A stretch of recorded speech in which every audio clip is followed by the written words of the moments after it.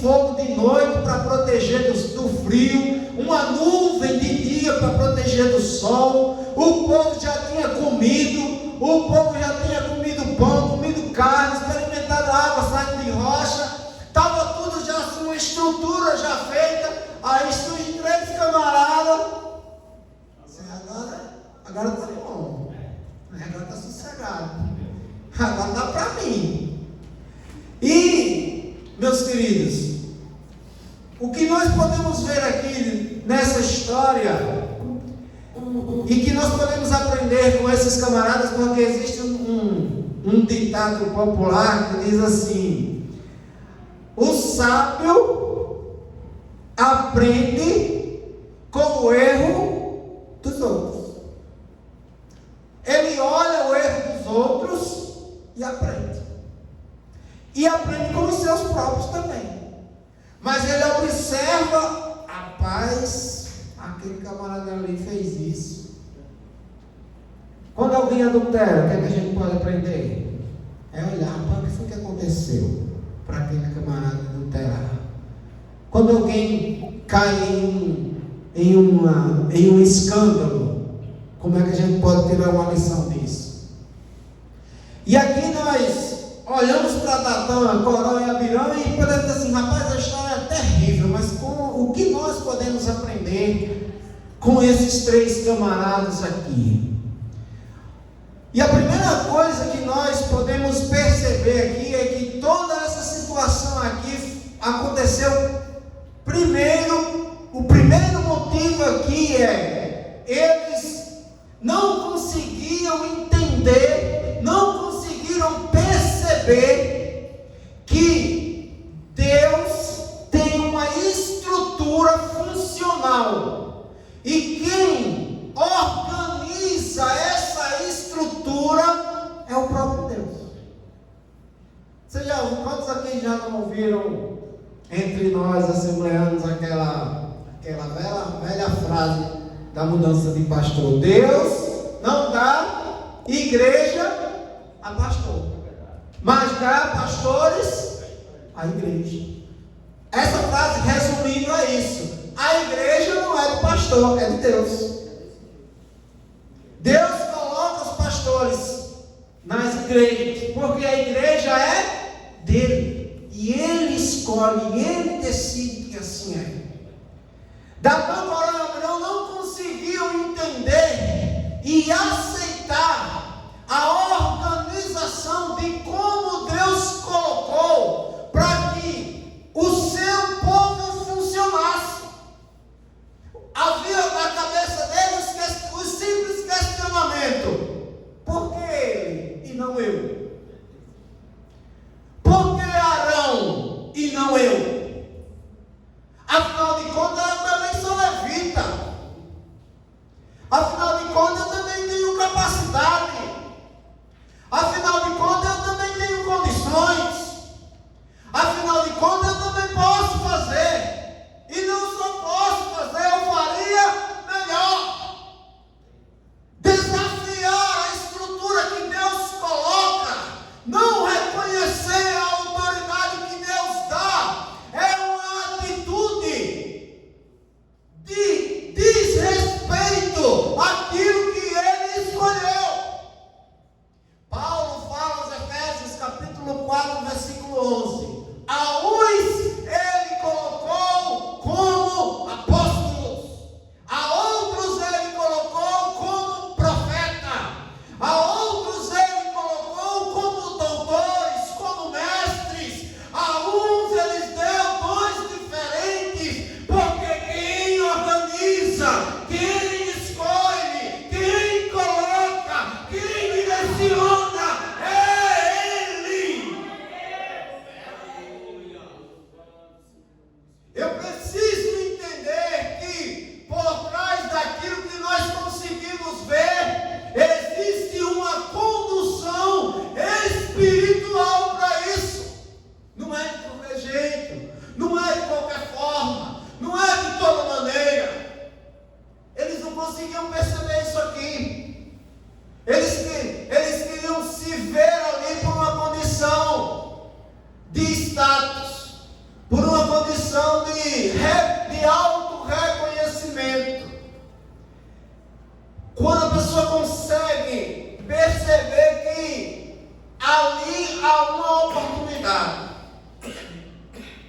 O que é isso, meus queridos?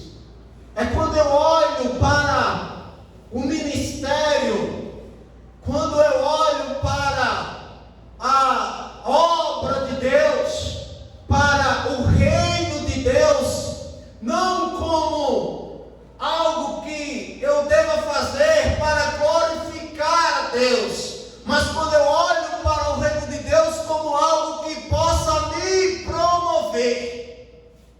Quando eu olho para o reino de Deus como algo que me favoreça de alguma maneira. Quando eu olho para o reino de Deus como algo que me condicione algumas vantagens. Nada contra. É coisa minha. O que eu vou dizer aqui agora. Uma vez eu estava no carro com o irmão. A gente estava resolvendo alguma coisa aqui da igreja. O irmão, ele não era daqui, ele veio junto com o pastor da época. Eu não vou dizer quem era, porque logo quem era na época vai saber. E como eu disse, nada contra quem assim pensa, mas eu tenho um posicionamento diferente. E aí, naquela conversa sobre consagração de presbítero, diácono, essas coisas, eu não me lembro se na época já era diácono, acho que não era não. Aí o irmão disse assim, falando sobre isso, aí disse, irmão, porque a gente tem que estar perto das pessoas certas. Porque se a gente estiver perto das pessoas certas, a coisa anda mais rápido. E eu, com esse meu jeito assim, eu só olhei assim para ele e ria. Porque na hora o Espírito Santo ministrou ao meu coração. E na hora eu me alegrei com o que o Espírito Santo ministrou ao meu coração. Porque na hora mesmo que ele falou isso, veio ao meu coração. Pois eu estou do lado da pessoa certa. O Espírito Santo de Deus. Se não for o Espírito Santo de Deus que lhe promova, se não for o Espírito Santo de Deus que lhe leve, se não for o Espírito Santo de Deus que lhe mostre, não serve.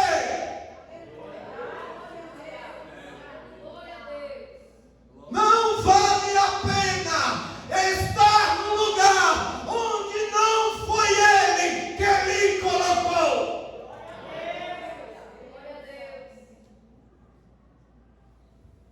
E aí, meus queridos, esses camaradas aqui, eles conseguiam ver isso, que eles tinham ali uma chance, uma oportunidade de ter vantagem. Não entendiam valores importantíssimos dentro da estrutura que Deus organiza. Submissão. Por exemplo, Paulo fala aos Hebreus, no capítulo de número 13, se não me falha, versículo número 11 ao 12, ele diz assim: sujeitai, lembrai-vos, submissos aos vossos líderes, aos vossos pastores, que vos têm dado a vida para ministrar a palavra de Deus. Tem cuidado de vossas almas. Paulo fala aos Romanos, no capítulo 13, ele disse: porque sujeitai a toda autoridade.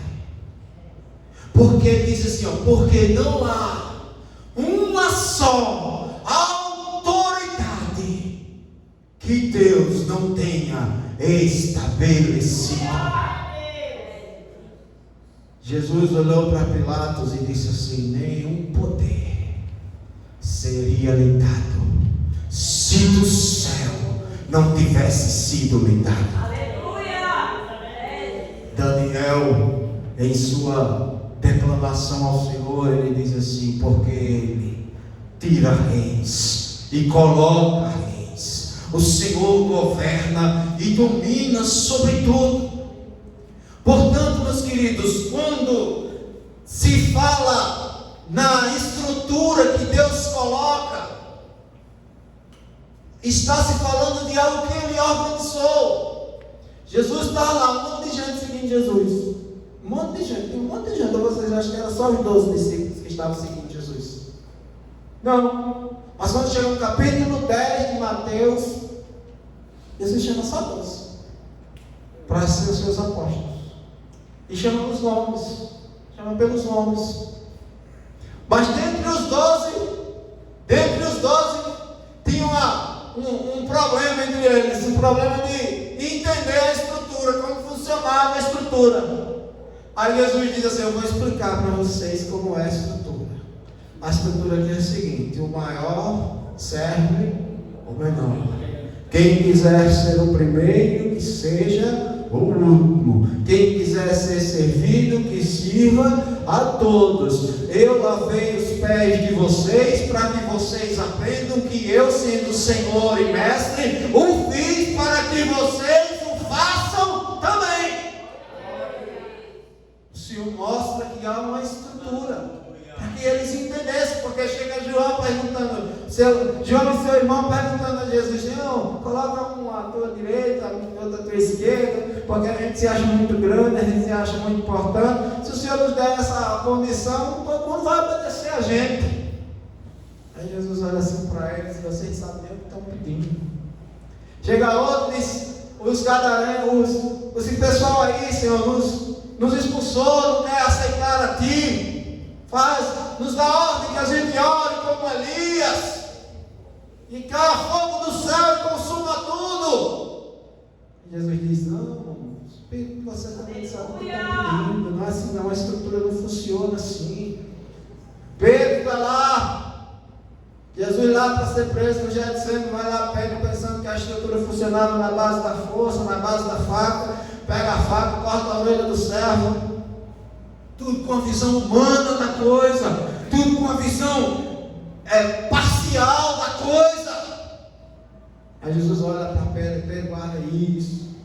Vai lá, cura a orelha do servo que ele tinha cortado, a orelha volta para o lugar, assim, sem cola, sem superponte, sem ponto, sem curativo, sem nada. Acho que na hora assim, acho que se tivesse um enfermeiro ali, ia dizer: já não vou nem precisar pontear. Vou nem precisar passar o ponto aqui. Então, meus queridos, o primeiro ponto aqui é esse: a estrutura. Deus estabeleceu uma estrutura organizacional para que funcione. E quando nós reconhecemos isso, nós estamos honrando a Deus. Está lá Davi, escolhido por Deus para ser o rei. Saul começa a persegui-lo injustamente. Aí Saul pega no sono. Saul pega no sono. Quem está do lado de Saul quando ele dorme? Davi, aquele que ele queria matar.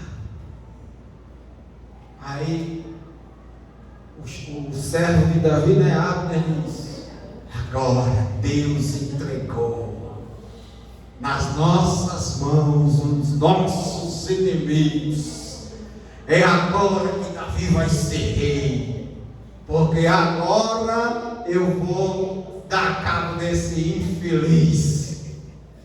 Aí Davi olha assim para Abner e diz: longe de mim tocar no ungido do Senhor. Davi reconhecia a estrutura que Deus havia colocado. Não era Saul, era o que estava por trás daquilo que Saul recebeu. Não era Saul, era o que estava por trás dele, que Davi reconhecia. O segundo ponto aqui que nós vemos aqui é que eles não conseguiam enxergar o lugar que Deus escolheu para eles dentro dessa estrutura. Eles viam aquilo que eles estavam fazendo como uma coisa medíocre. Está aqui o que Moisés diz. Quando Moisés dirige para eles, que diz assim: porventura, pouco para vós é que o Deus de Israel vos separou da congregação de Israel para vos fazer chegar a si.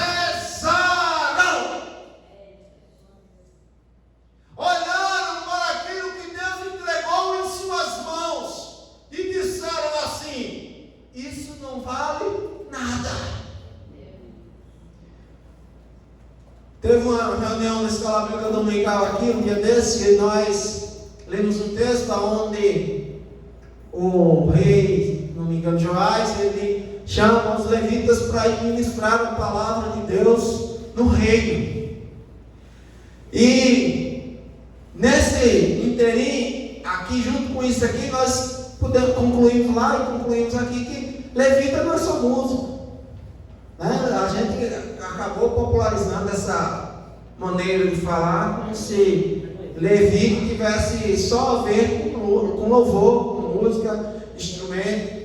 Havia os levitas do louvor, mas havia os levitas que ministravam o sacerdócio, havia os levitas que ministravam a palavra, havia os levitas para fazer todo o serviço do tabernáculo.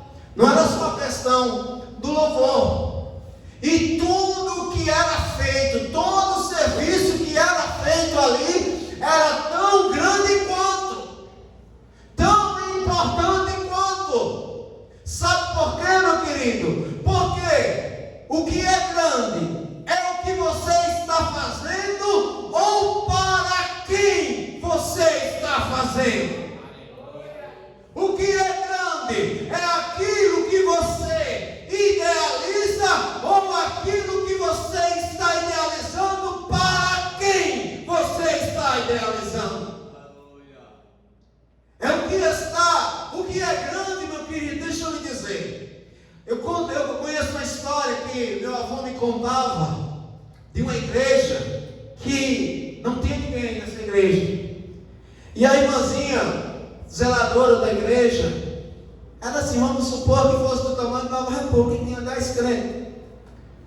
Aí a irmãzinha zeladora da igreja, toda a vida que chegava, ficava triste com aquela situação.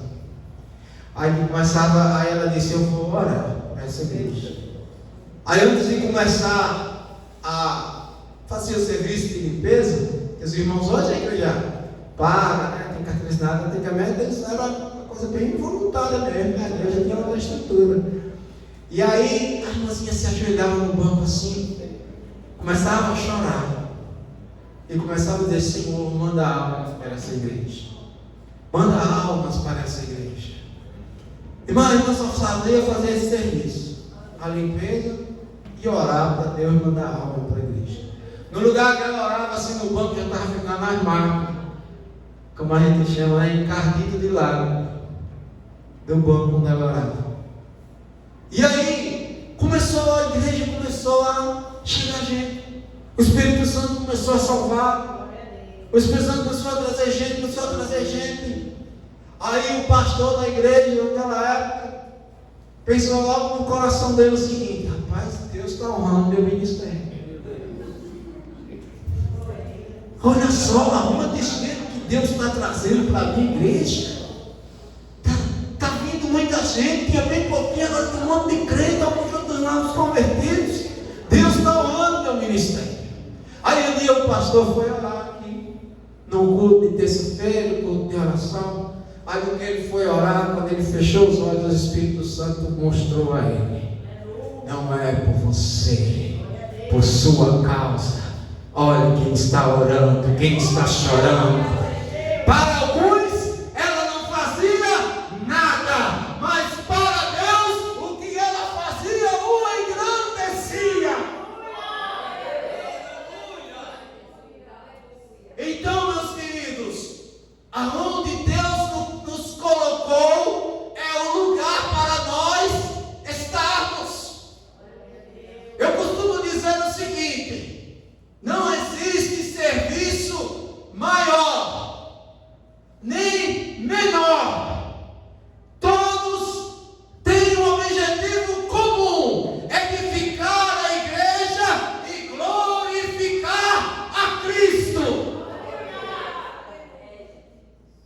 A única coisa que não funciona é não fazer, é não reconhecer, é não executar, é não entender a grandeza daquilo que Deus lhe deu.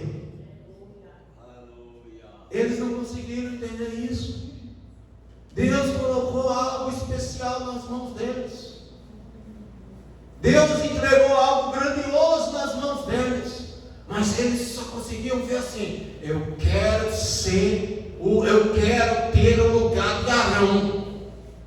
Eu quero ser reconhecido como Arão. Isso me lembra muito uma história que eu ouvi sobre o pastor Raimundo João de Santana. Os irmãos aqui, ninguém vai saber aqui isso aqui, com certeza. Ninguém foi em Serra Negra do Norte. Mas eu fiz uma viagem uma vez pela Igreja Apolo para Serra Negra do Norte. E sempre nessas viagens missionárias, na época lá na Apolo era o pastor Ribeiro. E sempre nessas viagens missionárias a gente vai antes. Vai uma equipe antes, para organizar tudo lá, para quando os irmãos chegarem, está tudo organizado. E quando a gente chegou lá, o pastor de lá contou um pouco da história de Serra Negra do Norte. Aí a gente entrou na igreja lá, aí disse: ó, tá vendo esse canto aqui, esse canto, que hoje está bem diferente, mas foi ainda nesse canto aqui mais ou menos. O pastor Raimundo João de Santana, ele vinha de Natal para cá, para dirigir um culto aqui. Serra Negra do Norte é longe, né? Ele dirigia um culto e não dava tempo de voltar no mesmo dia, né? Às vezes era para ministrar uma ceia, às vezes era para fazer alguma coisa lá em Serra Negra do Norte. Aí ele dormia, sabe aonde? Aqui, no chão, num colchão que alguém arrumava. Aí depois o pastor Raimundo João de Santana se torna presidente da IADER. Não era mais a igreja que dormia no chão. Era a igreja agora que o pastor presidente recebe um salário, tem certos benefícios.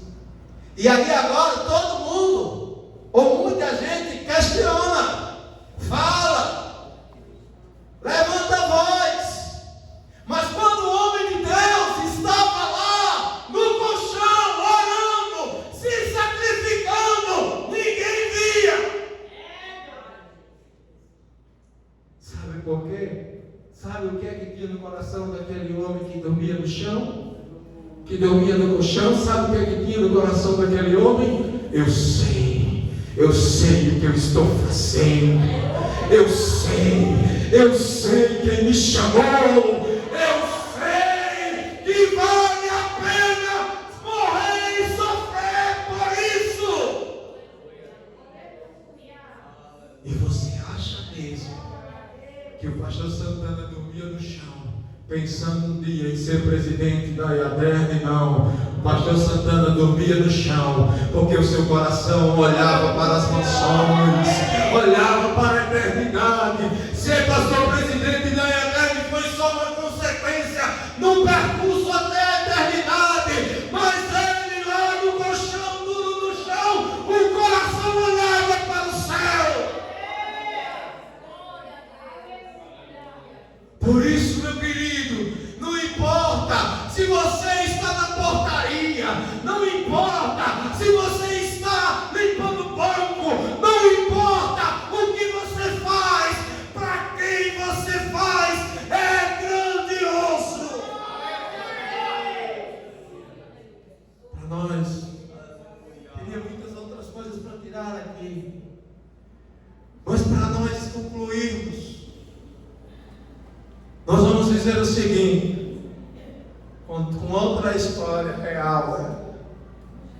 É muita história que eu tenho que encaixar aqui, porque a gente que faz a obra de Deus, meu querido, a gente se depara com tanta coisa que a gente acumula muita história. E o irmão Vanderlei, quando eu me congregava lá na porta, a gente fez um projeto, na época era o projeto Entra na Arca, Tu e Tua Família. Era um projeto da mocidade, que nós também, na época, o Vanderlei já era casado, tinha outros que participavam, e a ideia era envolver os jovens nesse projeto dentro disso. E aí o irmão Vanderlei foi lá chamar uma jovem lá na época. Eu já achei muito desafiador dele chamar a jovem que ele foi chamar, porque a menina era meio fria, não, né? Assim, quase gelada. Quase gelada nas coisas de Deus. Eu já achei muita ousadia da parte dele. Aí ele foi. Aí, 2 minutos, estava o irmão Vanderlei triste. Triste, eu quase chorando. Aí eu disse: que foi, eu disse: Para chamar a jovem ali para participar do projeto. Era melhor ter ouvido um não do descrente do que ter ouvido um não que eu ouvi dela. Porque conseguiu tratar a obra de Deus com tanto desprezo, o convite à obra de Deus com tanto desprezo, que quem ama fazer a obra de Deus sente o impacto, sente a reação. E o que nós temos que entender, meus queridos, é que não existe um não maior que nós possamos dar, que não seja o não aquilo que Deus nos chamou. Não existe um não mais perigoso, não existe um não mais comprometedor para nós do que o não que nós dizemos para aquilo que Ele nos chamou. Se nós não entendermos isso, nós estamos correndo um sério risco espiritual. E isso vai de tudo, viu, meu querido? Porque eu já ouvi duas histórias que reais também. Uma vez o irmão chegou a isso o irmão estava no púlpito. Aí faltou, não foi aqui não. Que eu acho que a gente tem não, assim, né? Aí faltou água mineral, faltou água, o garrafão secou. Lá não. Aí o irmão estava tipo assim, mas perto da porta, né? O obreiro estava assim, mas perto da porta. Não precisava ser obreiro não, qualquer homem podia resolver. Mas ele estava ali e ocasionou que ele era obreiro e era homem. E já diz um ditado que onde tem homem, mulher não faz força, né? Aprenda aí, viu, macharada? E aí a irmã foi lá chamar ele. Aí disse assim, irmão, posso não? Chama aí como é? Tem auxiliar, cooperador. Chama um cooperador porque eu sou auxiliar.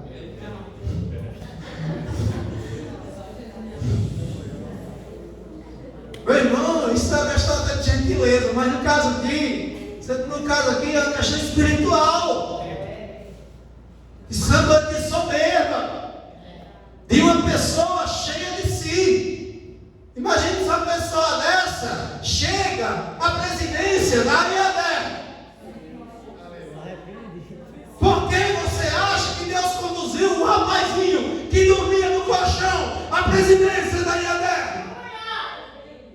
Meu irmão, eu digo isso, e quem aqui viveu isso vai saber. Quando eu estava no culto, que o pastor Raimundo João de Santana chegava e pegava o microfone para falar, a atmosfera do culto mudava. O velhinho já assim, ó, devagarinho aí, do jeito de Deus, chegava aqui no banco, o cara assim, ó, se apoiava aqui na tribuna e dizia assim: a paz do Senhor. A atmosfera do culto mudava. Sabe o que era? Era a presença de Deus na vida de um coração cheio de fervor. Mas a atmosfera do culto de uma pessoa dessa, quando fala, muda também. Para pior. Né? Acontecem coisas desagradáveis. Então, meu querido, eu sou presbítero daqui da nossa igreja, meu irmão. Mas se faltar água ali, pode me chamar. Eu não vou mandar. Diz, irmão, não, eu sou presbítero. Chama ali. É de carro que é auxiliar.